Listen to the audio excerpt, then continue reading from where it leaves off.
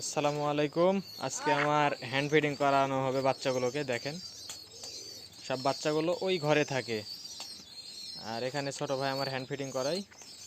আর ঘুঘুর বাচ্চাগুলো দেখেন, ওরা কবুতরের ঘর ছাড়া কিছুই বোঝে না। এই তো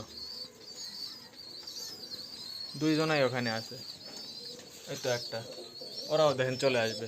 আয় আয় আয়, এখানে খাওয়ানোর প্রসেসিং চলতেছে। অনেকে আমাকে জিজ্ঞাসা করছেন যে ভাই আপনি হ্যান্ড ফিডিং কীভাবে করান। হয়তো ছোলা দেখেন কিভাবে খাওয়ানো হয়। ছোলাগুলো আগে ভিজিয়ে রাখি, পানিতে ভিজিয়ে রাখি, তারপরে আপনার এই তো এই সিরিঞ্জের মাধ্যমে আমরা বাচ্চাকে পানি খাওয়াই।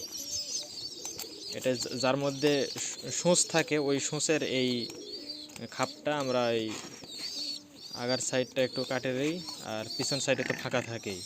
এই জায়গায় বড় করে ঢুকিয়ে দিয়ে আমি গ্লুগান আঠা দিয়ে এটা মেরে দিছি। মূলত এইভাবেই বাচ্চা খাওয়াই। আর আজকে ঘুঘুর বাচ্চাটা বাইরে দিয়ে দিব, আপনাদের দেখাবো। এই কি খবর তোমারে? এই কি খবর তোমারে?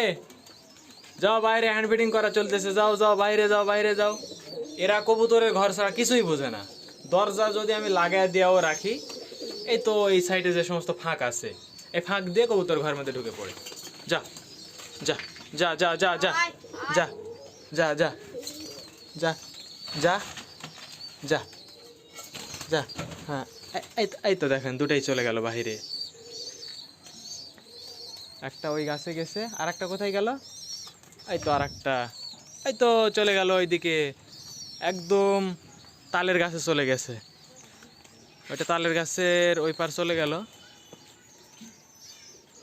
আর আরেকটা আছে এখানে, এই তো, এই তো ওখানে আছে, এই তো। এখন সারা দিন উড়বে, সন্ধ্যার আগ দিয়ে চলে আসবে নি ইনশাল্লাহ। ওরা কোথাও যায় না, এই আশপাশেই থাকে ওরা। আর এদিকে আমার বাচ্চাদেরকে হ্যান্ড ফিডিং করানো হচ্ছে। হ্যান্ড ফিডিং করানো বাচ্চাগুলো খুব হেলদি হয়, দেখছেন এই বাচ্চাটা? এদের 8 দিন বয়স থেকে হ্যান্ড ফিডিং করানো চলতেছে।